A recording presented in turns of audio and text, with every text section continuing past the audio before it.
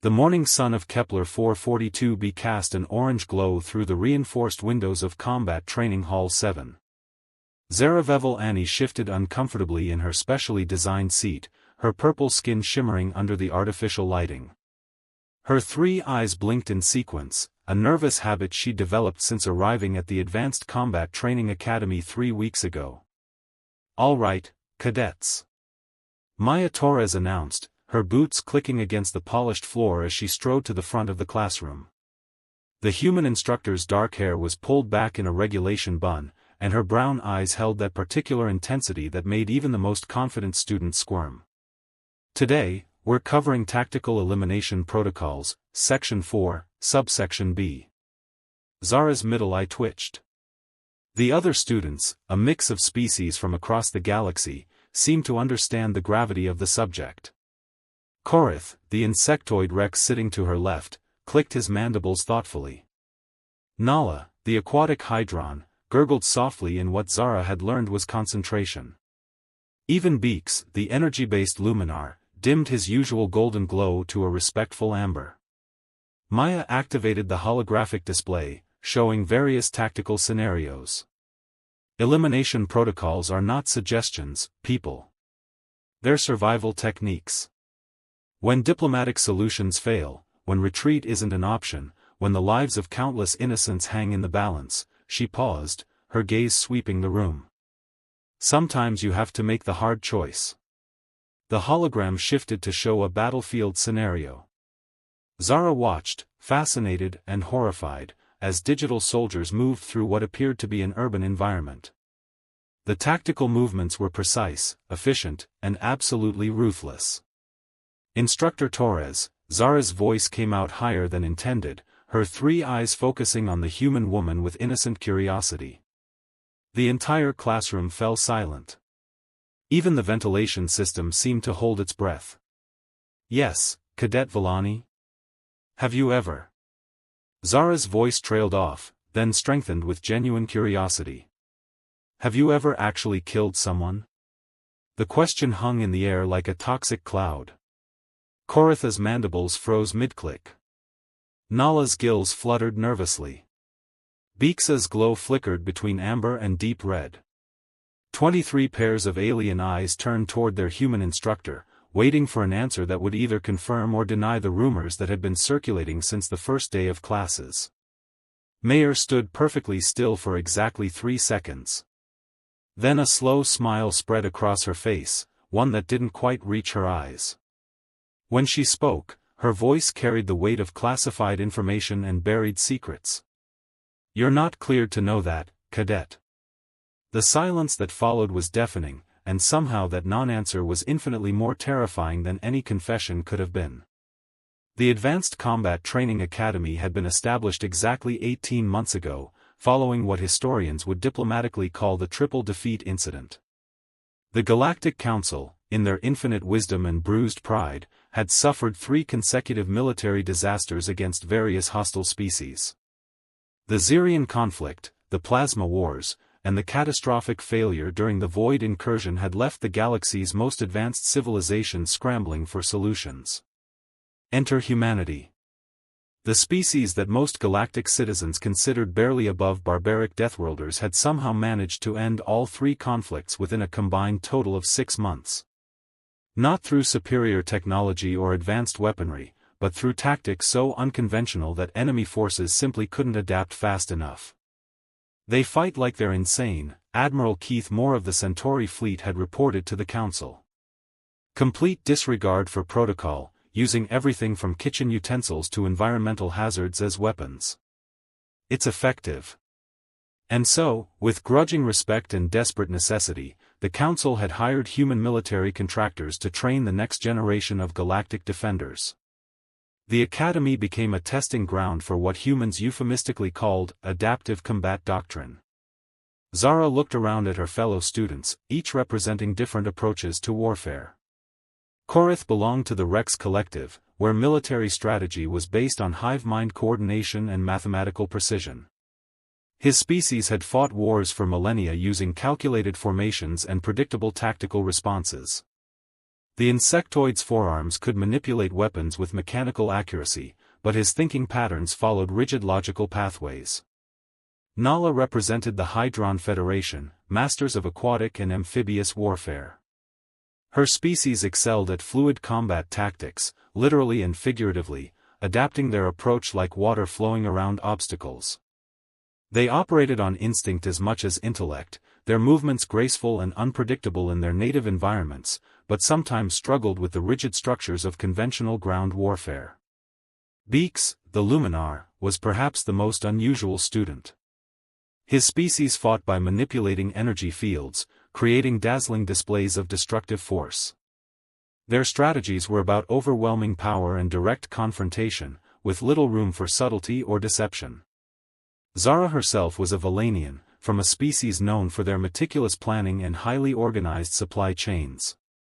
Their wars were won through logistics and attrition, wearing down an enemy through sheer, methodical pressure. The idea of unconventional, or adaptive, combat was practically an anathema to Valanian military philosophy. Instructor Torres's words echoed in Zara's mind, "You're not cleared to know that, cadet." It wasn't a denial, but a confirmation of something far more unsettling. It implied that humans did kill, and that the knowledge of how they did it was so potent, so dangerous, that even advanced military cadets from across the galaxy weren't deemed ready for it. The holographic display continued to cycle through scenarios, now showing small, agile units bypassing entrenched defenses, using environmental features to their advantage, and striking at unexpected vulnerabilities. These weren't the grand, sweeping maneuvers Korath studied, nor the fluid, aquatic ambushes Nala practiced, nor the raw energy blasts Beaks preferred. These were messy, chaotic, and terrifyingly effective. Zara found herself staring at Instructor Torres, trying to decipher the human's calm demeanor. Was she simply a good teacher, or was there something deeper, something darker, simmering beneath that composed exterior? The rumors about humans were wild and varied. Some said they were fearless, others that they were utterly insane. Some whispered of their terrifying ferocity when cornered, while others claimed they were deceptively compassionate, only resorting to violence when pushed to unimaginable extremes. Today, we'll begin practical applications of defensive maneuvers against unexpected threats, Torres announced, her voice cutting through Zara's thoughts. Cadet Villani, you'll be leading the first simulated exercise. Zara's 3 eyes widened. She swallowed hard. This was it. Her first true test of humanity's adaptive combat doctrine. And she had a feeling it was going to be anything but predictable. Commander Yilneth stood before the grand amphitheater of the Kethmore Military Academy, his 4 arms gesturing with practiced precision at the holographic display floating above the lecture pit.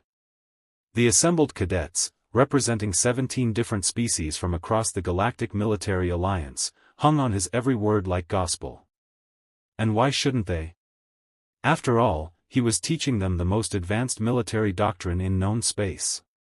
As you can see, Yilth announced, his voice carrying the weight of 3 centuries of military experience, the Kethmore Tactical Formation 7 requires absolute precision. Each unit moves in perfect synchronization, creating an impenetrable wall of coordinated firepower.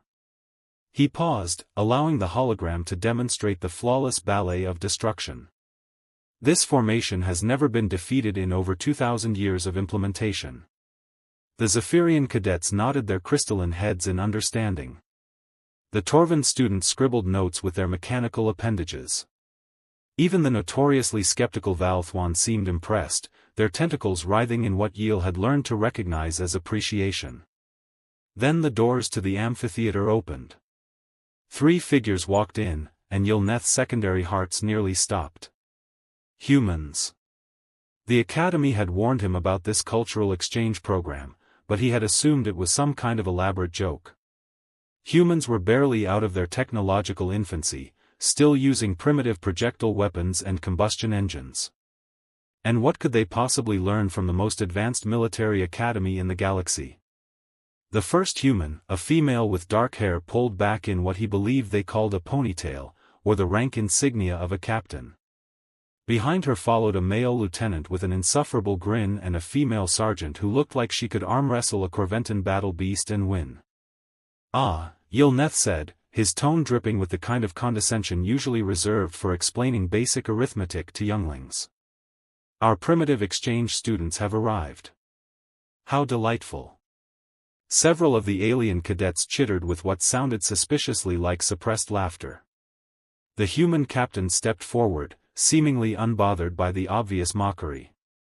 "Captain Maria Santos, Earth Defense Force. We're here to learn from the best, Commander." "Indeed, you are," Yilneth replied smoothly. "Please take your seats.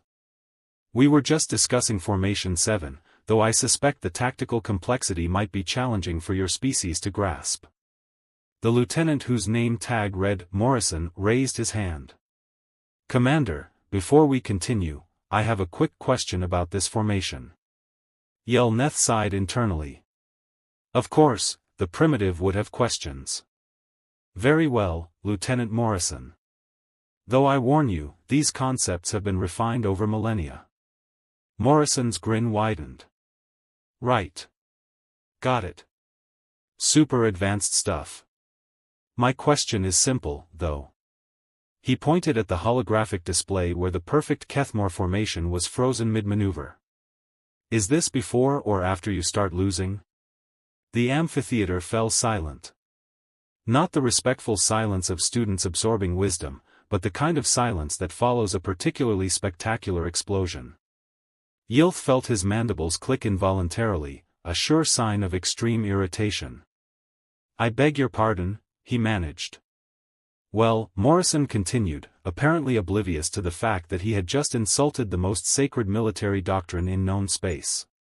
"This formation looks really pretty and all, but it seems kind of rigid, like what happens when the enemy doesn't cooperate with your perfect plan." Yet's 4 eyes narrowed. "Lieutenant Morrison, this formation has been tested in over 10,000 simulations and has achieved a 99.7% success rate." "Against who?" Sergeant Walsh asked, speaking for the first time. Her voice carried the kind of casual insolence that made Yil's chitin crawl. "Against every known military doctrine in the galaxy," he replied stiffly. Captain Santos nodded thoughtfully. "But have you tested it against anyone who doesn't know they're supposed to lose?" The question hung in the air like a toxic gas cloud. Yilneth cleared his throat, a sound that resembled grinding metal in a meat processor. "I assure you, Captain Santos, that our tactical doctrines have been extensively tested against all known variables." "All known variables?" Santos repeated, nodding slowly. "Right. So, hypothetically, what happens when your perfectly synchronized Formation 7 encounters an enemy that splits into 3 groups and attacks from completely different directions at the same time?"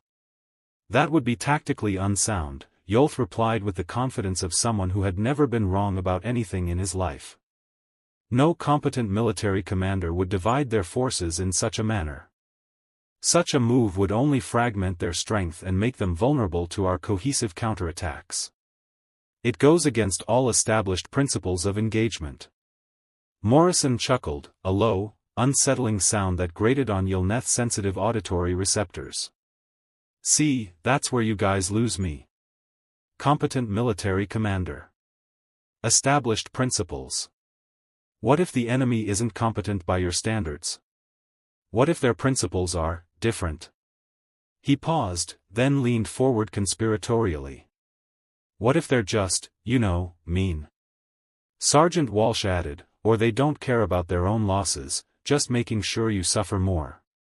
Captain Santos chimed in, "Or they realize that the most effective way to break a rigid formation is to not engage it directly, but to surround it, harass it, and then pick off stragglers as the formation inevitably starts to crack under pressure." The cadets in the amphitheater exchanged uneasy glances. The humans weren't just asking questions, they were poking holes in the very fabric of Kethmore military thought. Yilneth felt a cold dread begin to seep into his core processors. He had always believed in the absolute, unyielding logic of Kethmore strategy. But these humans, they didn't seem to care about logic. They cared about winning, no matter how illogical the method. These are hypothetical scenarios, Captain Santos, Yilneth stated, trying to regain control of the room. Our simulations account for all logical variations of enemy engagement. Morrison scoffed. Logical? Commander, have you ever met a human child? Logic goes out the window when they're hungry. Now imagine that, but with planet-destroying weapons. The alien cadets, initially amused, now looked genuinely disturbed. The idea of a military force operating on such chaotic, unpredictable principles was alien to them.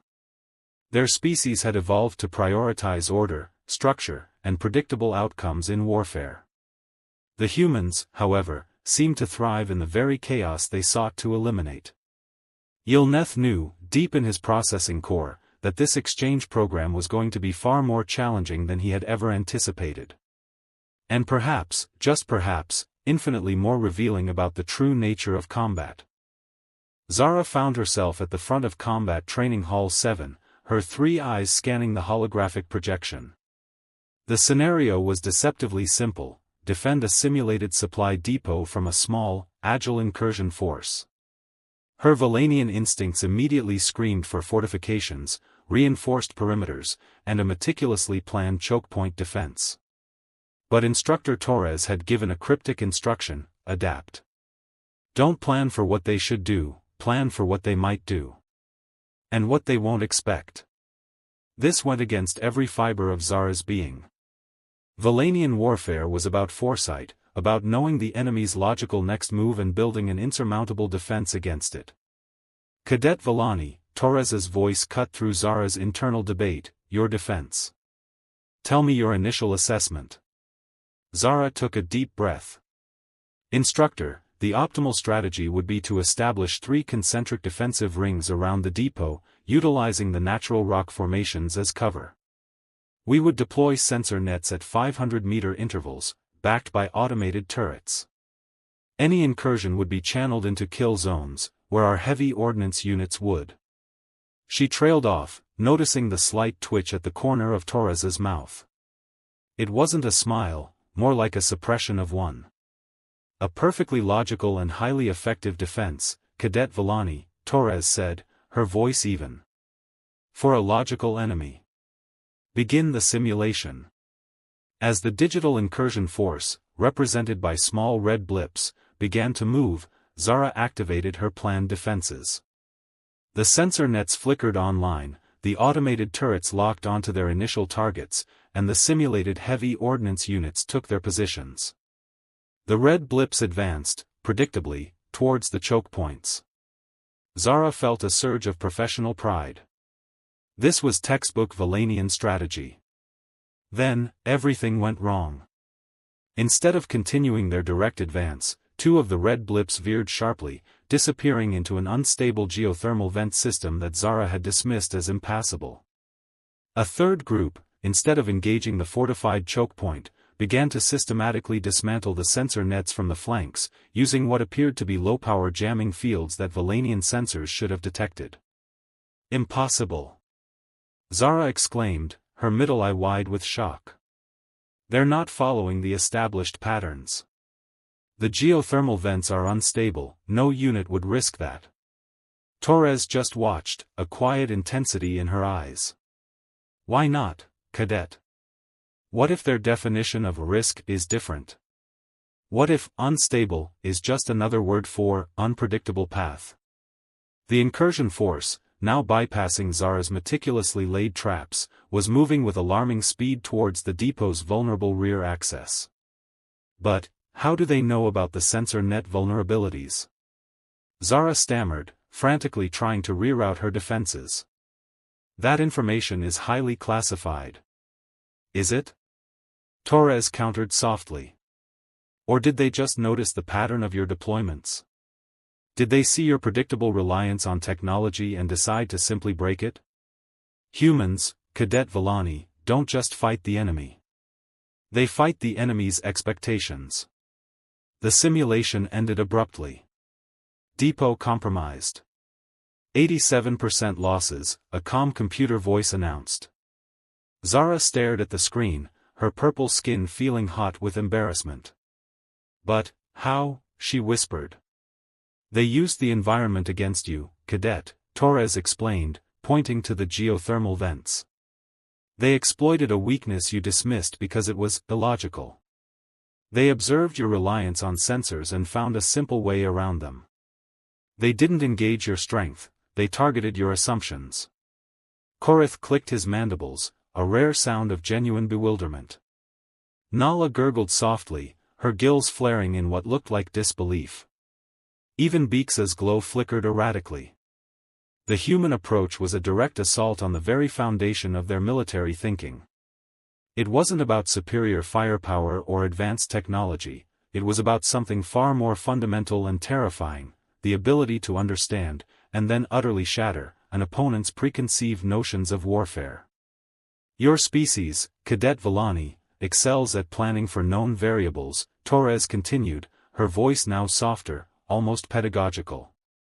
"But what happens when the variables aren't known? What happens when the enemy doesn't play by the rules you've studied for millennia? Humans don't have millennia of established rules. We have millennia of adapting to situations where the rules were constantly changing, or didn't exist at all." She gestured to the simulation screen, which now showed the paths of the red blips, illustrating their unexpected movements. "Our history is filled with examples of smaller, less technologically advanced forces overcoming superior numbers by simply being unpredictable. By fighting dirty. By doing the thing no one expects."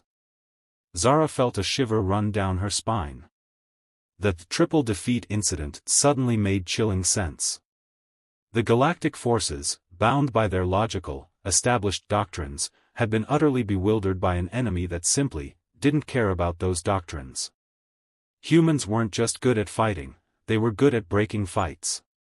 They didn't just win battles, they redefined what winning even meant. "So, how do we defend against that?" Zara finally asked, her voice barely a whisper. "How do you defend against an enemy that actively seeks out the illogical, the unexpected?" Torres's smile returned, this time reaching her eyes. It wasn't a comforting smile. It was the smile of a predator. "You don't, Cadet.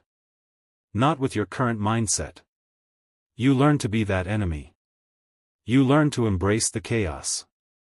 And that," she said, her voice dropping to a near whisper, "is why you're not cleared to know everything we know.